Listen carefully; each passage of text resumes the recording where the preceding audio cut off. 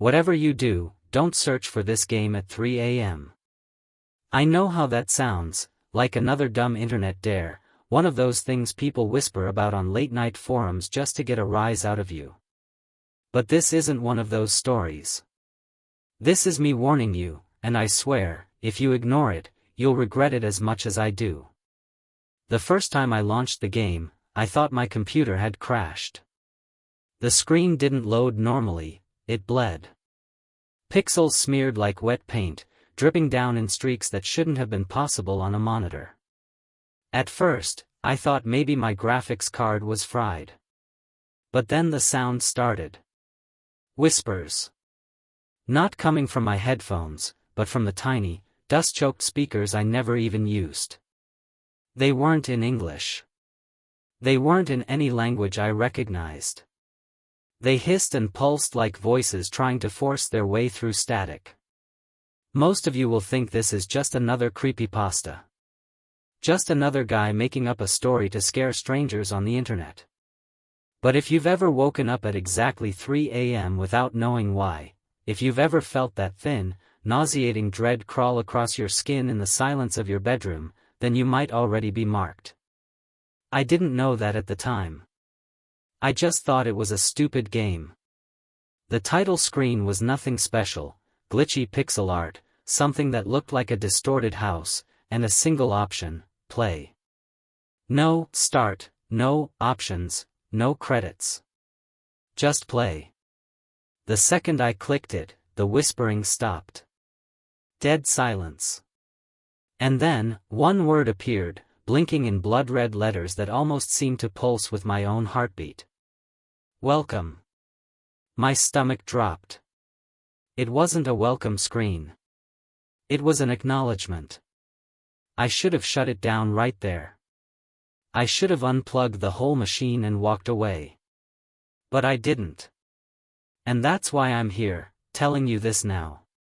Let me explain how it all started. I've always had trouble sleeping. Not the toss and turn for a few minutes kind of insomnia, no, I'm talking about the full-blown, staring at the ceiling for hours until your brain starts inventing shadows type. The kind where the rest of the world feels dead, like you're the only idiot awake at some ungodly hour. I used to fill those nights with whatever distractions I could find, old horror movies, pointless Reddit threads, weird rabbit holes on forums no one's touched since 2009. That's how I got into collecting obscure games. Retro cartridges, bootleg ROMs, shady abandonware downloads. If it was broken, banned, or just forgotten, I wanted it. Part of me thought it was funny, owning all this junk that nobody else cared about. The other part? I guess I was chasing some kind of thrill.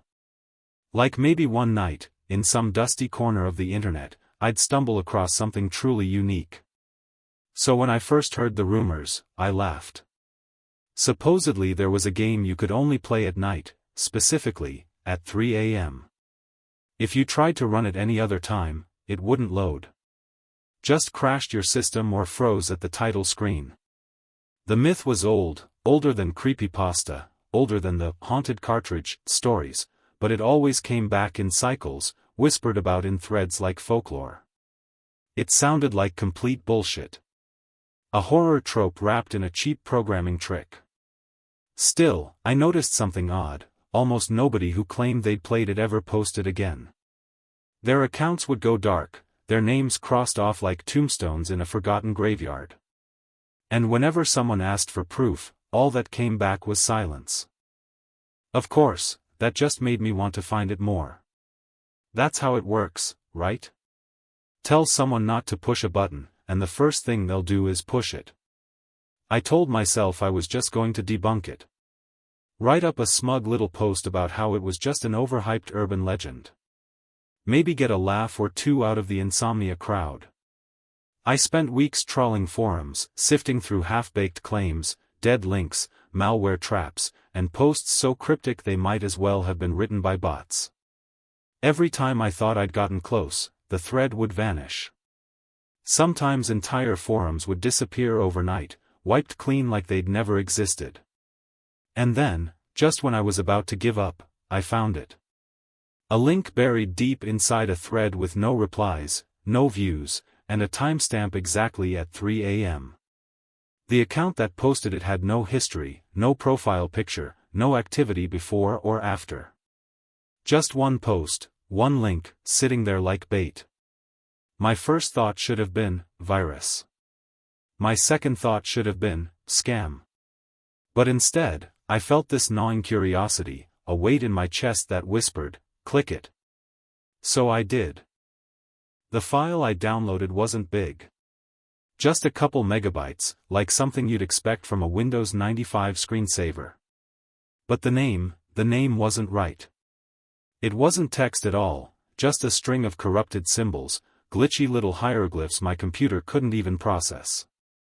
The folder displayed it as a blank square, no extension, no recognizable icon. It shouldn't have run at all. Still, I double-clicked. At first, nothing happened. Just the sound of my computer's fan spinning harder, like it was straining against something it didn't want to process. Then, after a long pause, a tiny black window flickered onto my desktop and just froze. I stared at it, waiting for a crash message, but none came. It sat there like a black hole, sucking up time. I checked the clock, 2:59 a.m. Somewhere in the back of my head, I remembered the rumor. It only runs at 3 o'clock. I laughed at myself, because, really, what kind of game needs the witching hour to boot? Still, I waited. 1 minute. One long, suffocating minute. And right as my clock ticked over to 3 o'clock, the screen changed. Not slowly, not like a normal game loading. It snapped, like a switch had been flipped. Suddenly, the window filled with pixel art. Blocky, old-school graphics, charmingly retro at first glance. A distorted house sat against a gray, static sky. The color palette was washed out, almost sickly, like someone had drained the life out of it. And then came the sound.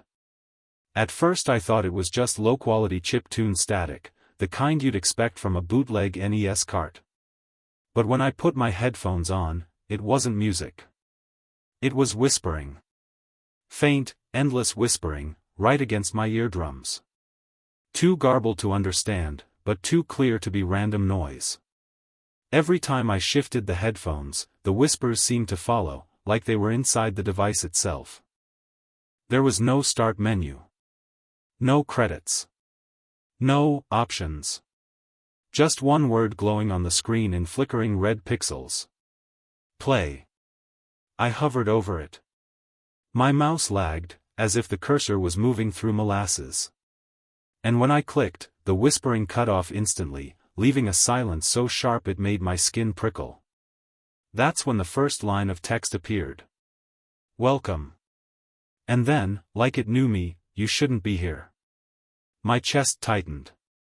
I told myself it was a trick, some kind of ARG or viral gimmick designed to creep people out. Still, my fingers trembled on the keyboard. The screen glitched, and suddenly, I was in the game proper. The perspective shifted to a side-scrolling view, like an old platformer. My character was a blocky, pixelated figure in a hoodie. Same color as mine. Same outline. It looked too much like me. The level itself was simple, a quiet street under a flickering street lamp. But something in my stomach turned cold when I realized I recognized it. The cracked sidewalk. The slanted telephone pole. Even the faint outline of a grocery sign at the corner.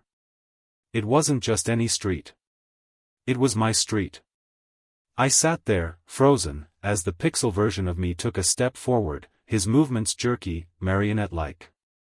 I should have stopped there. I should have deleted the file, powered down the computer, and walked away. But the curiosity was stronger. And so I pressed another key. The first level began. At first, I thought it was a coincidence. A lazy programmer basing their level design on a stock photo of suburbia. But the longer I stared at the pixelated street on my monitor, the less convincing that explanation became. The cracked patch of pavement 3 doors down, exactly where my bike had skidded out when I was 12. The drooping telephone wires I always swore would snap in the wind. Even the crooked stop sign, bent just enough that cars barely noticed it. It was all there. My neighborhood, rendered in flickering 16-bit detail. My in-game character shuffled forward with an awkward, jerky stride, like he wasn't fully in control of his own limbs. His hoodie was the same shade of gray I was wearing. His hair, if you could call those few pixels hair, was dark like mine, sticking out in a shape that felt uncomfortably familiar. Cute, I muttered, half laughing. Real funny, whoever coded this. The whispers hadn't returned, but silence wasn't much better. It made me hyper-aware of every creak in my apartment, every hum of the refrigerator in the other room. My finger tapped the keyboard nervously, making the little blocky avatar move forward. That's when I noticed the sound design. Every time the character's shoes tapped the ground, it wasn't just a generic clink or thud. It matched the hollow echo of my street at night, the one I knew from years of sleepless walks. Even stranger, when a digital dog barked in the background, I froze, because it wasn't random. It was the exact bark I heard every night from the mutt chain 2 houses over. Okay, that's weird, I whispered, tugging my headphones slightly off my ears. And then I heard it. Not from the game, but outside. Faint, muffled, but real. The same bark. The same timing. My chest tightened. On screen, the character reached the corner store. A pixelated cashier stood behind the counter, a shapeless mass with blinking white dots for eyes. I pressed a key, and the text box popped up, jittering as if the words were corrupted. You shouldn't be awake. My stomach flipped. I slammed the escape key, then every other button I could think of, but nothing worked. The dialog box vanished on its own, replaced by another NPC, a neighbor, I realized. Same crooked smile, same awful green cardigan Mrs. Kessler wore every single day. Except this version's face was distorted, jagged pixels warping into something that didn't belong in 16-bit graphics. When she opened her mouth, the sound wasn't a retro beep. It was a warped, drawn-out hiss that made my skin crawl. I yanked my headphones off. But the hiss didn't stop. It wasn't coming from the game. It was leaking from somewhere else. Low, like air escaping through cracks in the walls. I shoved the headphones back on, desperate to convince myself it was still part of the program, but the moment I did, another box of text flickered up. We can hear you. I slammed my fist on the desk. Oh, screw this. What the hell is this garbage? My voice cracked louder than I intended, the sound bouncing through the room. And then, like it heard me, the game changed. The camera panned upward, showing the top of the street. There, pixelated but unmistakable, was my house. Every detail, the crooked mailbox, the single upstairs light I always left on when I couldn't sleep, perfectly recreated. I felt bile rise in my throat. My in-game self staggered toward the front yard, stopping just short of the door. The screen flickered, red pixels bleeding through the frame like static burn-in. A final message popped up. Shall we go in? I sat frozen, hands trembling above the keys. And then, without me pressing anything, the character moved on its own. He walked through the pixelated door. The screen erupted in crimson, fire sprites devouring the tiny frame house until there was nothing left but ash. For a long second, everything was silent. The monitor flickered back to black. That's when I heard the knock on my real front door. The knock came again at 3:15 a.m., sharp and deliberate, like a metronome marking the minutes I wasn't supposed to steal from sleep. I froze at my desk, eyes locked on the monitor's black screen, waiting for it to fade or glitch back into something familiar. But it didn't. The knock was real. I stood slowly, my chair screeching against the floor. Hello? My voice cracked. Nothing answered. I crept to the door, pressed my eye to the peephole, and my stomach dropped. No one. Just the empty hallway, the yellowish glow of the flickering light bulb. But when I turned back, the monitor wasn't blank anymore. 2 words pulsed across the void, each letter jagged as if carved into the screen. Continue? Forfeit? I swallowed hard. My hand hovered over the power button on my PC. Nope. No way. Not doing this. That's when the old TV in the corner buzzed to life. I hadn't touched the remote. The static spread across the glass like frost, and a faint hiss filled the room. My breath caught because I saw something in it, shadows pacing inside the snow, as if something trapped behind the screen had been waiting for me to look. And then the controller moved. I swear to you, it vibrated violently on the desk, then rattled to the floor. Except the cord wasn't even plugged in. I'd unplugged it days ago. My heart stopped cold. The controller buzzed again, humming against the wood like it had a heartbeat. The game controller vibrated even though it wasn't plugged in. I whispered to no one. That's not possible. The words on the screen glowed brighter. Continue pulsed red. Forfeit dimmed to gray. You already know what I chose. The level loaded. If the first stage had looked like my street, this one was worse. It was my neighborhood corrupted, houses slumped sideways like melting wax, windows stretched too tall, lampposts bending at grotesque angles. The sidewalk cracked into black chasms. And the people. They were there, moving in jerks and spasms like broken puppets. Neighbors I recognized. The delivery guy with the crooked cap. The kid who rode his scooter too fast down the block. Even Mrs. Kessler again, her green cardigan pixelated into a patchwork of glitching symbols, her face sliding into shapes no retro sprite could ever capture. I guided my character forward. Every time I passed an NPC, their dialogue boxes flickered up in corrupted text. You shouldn't be awake. He's in your walls. Ollie, My stomach lurched. My name. My actual name, stuttering in jagged font. I ripped the headphones off, but it didn't matter, the voices weren't just in the game anymore. They slipped out into the air, crawling through the apartment walls, overlapping whispers that knew me. I pressed my palms against my ears, muttering, fake, fake, fake, but the words bled through anyway. And then I realized I wasn't controlling the game anymore. My avatar staggered forward on its own, limbs twitching like a marionette tugged by unseen strings. I yanked the controller cable. I hammered the keyboard. Nothing. He kept moving deeper into the street. Another text box appeared, jittering violently. You're not the only one playing. I felt my throat close. My eyes darted to the static hissing TV. And for just a second, I saw them, other shadows in the snow. Not reflections, not tricks of light. Figures, hunched and eager, pressing against the inside of the glass as if watching me. I shouted at the screen, my voice breaking, "Who else is there?" The monitor responded with a distorted screech, digital noise so sharp it rattled my teeth. I ripped the headphones away, but the sound clawed at the air itself. When it finally cut, my in-game self stood at the foot of my apartment building. Its windows glowed red, each frame leaking like an open wound. The game froze. For one long second, I thought it was finally over. But then my desktop blinked into existence, my icons scattered chaotically across the background.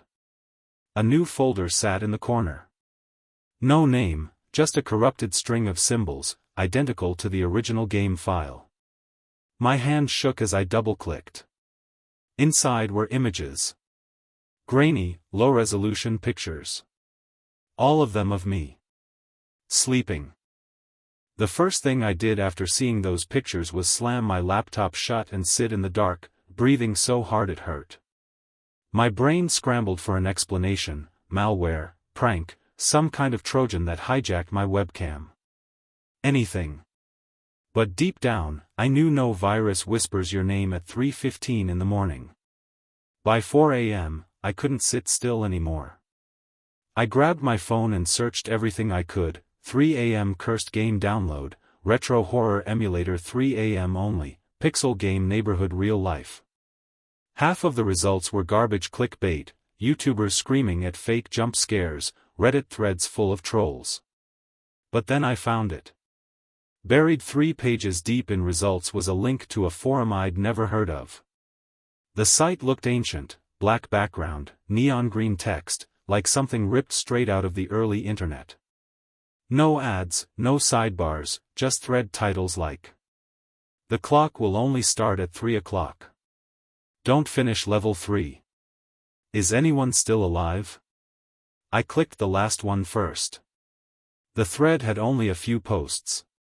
The first was dated years ago. The user wrote, "Gameplay mirrors my apartment. First night was fine. Second night, I think someone's outside. I'm not sure if I should continue." The next reply just said, "Stop. 3 nights is all you get." After that, the thread ended. No closure. No update. Just silence. I backed out and tried another thread. Same pattern. A handful of frantic posts, then nothing. No follow-ups. No explanations. It was like watching people vanish mid-sentence. Finally, I made an account. I typed a post with trembling fingers. Downloaded the game last night. It knew my name. It showed me pictures of myself. What happens if I keep playing? I hit submit. For a second, the message appeared. Then it blinked out of existence. Not deleted, not flagged, just gone, like it had never been typed. I tried again. Same result. My skin prickled. And then I got a direct message. The sender's username was just a string of slashes // // The subject line, "Stop." The body of the message said, "You have 3 nights. Stop before the 3rd. No one ever makes it past the 3rd. I froze, reading it over and over. My first thought was that it was a scare tactic, some forum roleplay. But then I noticed the timestamp, 3:15 a.m. The exact minute I'd heard the knocking the night before. When I tried to reply, the thread was gone. Not just the message. The whole user account. Deleted, scrubbed, erased in real time while I watched. That was the moment I realized I wasn't the first person to stumble into this. I'll share one thing I wasn't supposed to save. A fragment I copied before it vanished. Day 2 is when they learn your voice. Do not answer if it calls you by name. I don't know what they meant. I don't think I want to. But I had already gone too far to stop. If there really was a 3rd night deadline, then maybe I'd get answers before then. At least, that's what I told myself. That night, when the clock struck 3 o'clock again, I turned the game back on. The second night started the same way, me staring at the clock, promising myself I wouldn't open the game. I swore I'd delete it. I swore I'd walk away. But when 2:59 a.m. rolled around, my hands were already on the keyboard. And at exactly 3 o'clock, the game booted up on its own. No login. No clicks. The screen just lit up, showing that same pixelated neighborhood. Only now, it wasn't calm. The houses flickered with distorted lights, shadows skittered across the sidewalks, and the me character stood at the edge of the street with a single command at the bottom of the screen. Choose.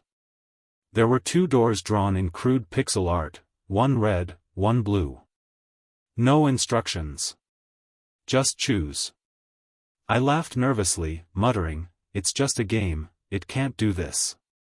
But when I pressed the arrow keys, the lights in my real neighbor's house flickered. Not in the game, outside my actual window. I froze. My throat dried up. I pressed the other arrow key, testing it. Across the street, another light blinked on, then off. I pulled my hands away from the keyboard like it was burning. No. No, no, no. This isn't happening. This is some kind of coincidence. My dog, who had been asleep at my feet, suddenly sat up and started growling at the corner of the room. Empty air. Nothing there. The command on the screen pulsed again, choose. I whispered to myself, okay, fine. I'll choose. I hit the red door. The screen stuttered. A low, warped tone rumbled from my headphones. And then, out of the corner of my eye, my lamp flickered off. Not just a little blink.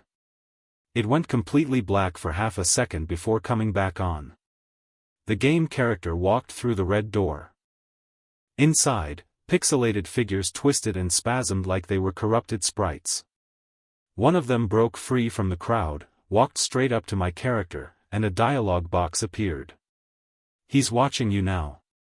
I muttered, what the hell does that mean? Then the TV in my living room powered on by itself. Static. Just static. I ran to check. The remote was on the coffee table. No one else in the house. Just me, the dog, and the game whispering through my headphones. When I came back, the game had given me a new choice. Forgive. Punish. On the screen, a pixelated person stood there, someone who looked disturbingly like my actual neighbor. I told myself it was random. It had to be. Just a coincidence. But when I selected forgive, I heard a sound outside. My real neighbor's wind chime rattled, even though the air was completely still. My chest tightened. My hands shook. The NPC's face in the game twisted into a wide, jagged smile, and the dialogue box appeared again. Not your choice anymore. I slammed the keyboard. What do you mean not my choice? But then, the character on screen stopped moving. My input didn't matter. It walked on its own, deeper into the game's distorted streets. And that's when it hit me. I wasn't the one playing anymore. The game was moving itself. Choosing for me. I just sat there, whispering, no, no, no, over and over. My dog whimpered, retreating under the bed. The streets in-game led to a house at the far end. My house. Pixelated, but unmistakable, the shape of the roof, the mailbox, even the cracked step by the porch. My in-game self stood outside. The dialogue box flickered. Go inside. I shook my head, muttering, no. No way. You're not doing this to me. And then, for the first time, the game used my microphone. A voice came through my headphones, not the distorted whispers, but my own voice, repeating my words back to me. No way. You're not doing this to me. I yanked the headset off, heart slamming against my ribs. On screen, the character walked up the porch anyway. It raised a pixelated hand and knocked on the door of the in-game house. And that's when I heard it. A knock. Not from the game. From my real front door. I didn't sleep the next day. Not a second. My body felt like it was made of pins and static, but I couldn't bring myself to close my eyes. Every time I blinked too long, I heard that knock again, echoing inside my skull. I told myself I wouldn't play. I told myself I'd smash my PC, throw the whole thing out the window, disappear to a motel somewhere. But when the clock crept toward 3 a.m., the monitor powered on by itself. The game was already waiting for me. This time, there was no title screen. No pixelated street. Just blackness, with a faint red cursor blinking like a heartbeat. And then. Night 3. The words scrolled across in dripping text, glitching as though they were carved into the screen. My palms were sweating. My mouth dry. My voice cracked when I whispered, not tonight. I'm not doing this tonight. But the game answered. Not through my headphones. Not through my speakers. Through my room. A low, distorted voice, crawling up the walls and vibrating through the air itself. You will play. I stumbled back from the desk, my chair toppling. My dog whimpered from under the bed, scratching frantically to get out, but the door had slammed shut on its own. The screen shifted. No menu, no sprites. Just a new view, first person. The perspective was identical to my own room. The desk. The bed. The lamp. Even the clothes piled in the corner. Pixel-perfect copies, except for one detail: the figure sitting at the desk in the game wasn't moving. It was me. I gasped. That's not possible. The game whispered again, the voice vibrating in my chest. Choose. 2 options appeared on the screen. Delete game. Continue. That was it. Nothing else. I reached for the keyboard, but my hands trembled too badly to touch it. I backed away, muttering, "No, no, no, no, you don't control me. You don't control me." But when I looked back at the monitor, the pixelated me was moving on its own, hands hovering over the same keyboard I refused to touch. The voice growled, louder now, rattling the glass in the window. Delete game, erase yourself. Continue, let me through. I froze. My lungs locked up. It wasn't asking me to delete a program, it was asking me to delete me. I stammered, half screaming at the screen, "I'm not choosing either. Do you hear me?" The lights in my room flickered violently. The game stuttered, pixels tearing apart like flesh. My double on screen turned its head toward me. Slowly. Mechanically. And it smiled. That's when my controller, still sitting on the shelf, not even plugged in, vibrated so violently it rattled to the floor. I grabbed it instinctively. And the game forced my hand. The thumbstick moved against my grip, pulling itself toward the continue option. I fought it, shaking, screaming, "Stop. This isn't real." But the controller buzzed with inhuman strength, dragging itself down. The option lit up. Continue. The moment it was selected, the POV in-game shifted. The figure sitting at the desk, my double, stood up. The camera followed as it turned toward the bed. Toward the corner. Toward the place where my dog still whimpered in the shadows. I shouted, "No. Don't touch him." The game whispered. "Not him. You." The camera moved closer and closer to the screen, the pixelation dissolving until it wasn't graphics anymore, it was a mirror. I was staring into my own face. Same clothes. Same terror in the eyes. And then the reflection spoke. "There's something else I haven't told you. About what happens if you survive." I staggered back. What are you talking about?" The reflection grinned, jaw unhinging too wide. The room around me pulsed in sync with the game, as if the walls themselves were breathing. My vision blurred, black static curling at the edges. On the monitor, a countdown began. 10. I tried to yank the power cord. The plug burned my hand. 9. I threw the controller across the room. It slid back to my feet on its own. 8. My reflection was climbing out of the screen, pixel by pixel, like the monitor was nothing but water. 7. I screamed, banging on the door, but it wouldn't open. My dog was howling now. 6. The reflection's hand was inches from mine. The skin was wrong, too pale, too smooth, like unfinished clay. 5. I slapped the monitor in desperation. The screen rippled like liquid. 4. The voice roared, filling every inch of the room. Erase or continue. 3. My chest seized. My vision tunneled. I couldn't breathe. 2. I screamed back, I won't choose. 1. The screen went completely black. The room went silent. And then, nothing. Just nothing.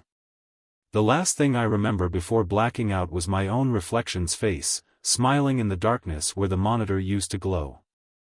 I woke up on the floor, cheek pressed against the cold wood, heart pounding like I'd run for miles. For a second, I thought it had all been a dream. The room was still. The monitor dark. My dog hiding in the closet, whining softly. I staggered up, every muscle aching, and checked my desk. The controller lay where I'd thrown it, but when I picked it up, it was warm. Too warm. As if it had just been running for hours. And the air, God, the air smelled burnt. Not like smoke, but like overheated plastic, the kind of sharp tang you get when electronics fry themselves. I told myself again, it was just a nightmare. None of this was real. But then I checked the PC. The game file was gone. No folder. No executable. Not even a trace in recent activity. It was as if the thing had never existed. And yet, when I dug deeper, through hidden folders, system files, I found something. Buried inside a directory I didn't create was a blank file, 0 kilobytes. Its name? Night 4. I didn't click it. I couldn't. My hands shook so violently I could barely shut the system down. So I'm telling you this now, I swear I'll never touch it again. Not after what it did. Not after what I saw. And listen, if any of you ever find this game, don't send me the link. Don't share it with me. I won't survive a 4th night.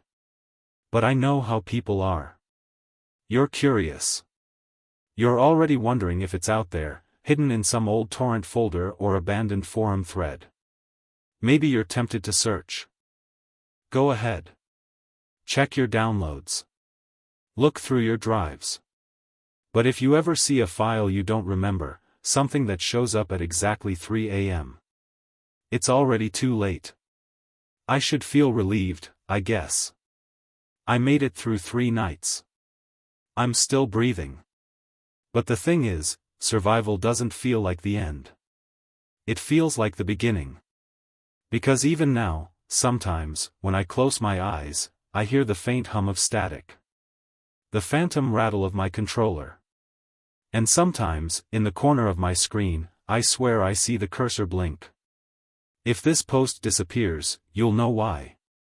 And if I do manage to come back, it won't be because I wanted to. It'll be because the game let me. If you made it this far, you're braver than I was. I need to ask you something. Have any of you ever heard of this game before? Maybe stumbled across rumors, or seen strange files appear at odd hours? If you have, drop your stories in the comments. I want to know if I'm really alone in this, or if there are others who've been through the same thing. And if you don't have a story, then just drop a alarm clock emoji. That way I'll know who stuck it out to the end. Consider it proof that you survived all 3 nights with me. But here's the thing, don't just think of this as another creepy internet tale. That's how I thought of it at first. Just a myth. A rumor. A dumb, haunted file story. But myths have a way of biting back when you don't respect them. Some of you are going to get curious. Some of you are already searching your hard drives right now. That's your choice, but I warned you. Curiosity is a game you don't always win. And before I go, there's something else I should mention. What I found wasn't unique. That strange file at 3 a.m. It wasn't the only one. There are other names. Other folders. Other nights. But that's another story. So if this video stays up, and if I'm still here to tell it, maybe I'll share what comes after night 4. Until then, stay safe, don't click what you don't understand, and remember, curiosity doesn't just kill cats. Sometimes, it kills the player.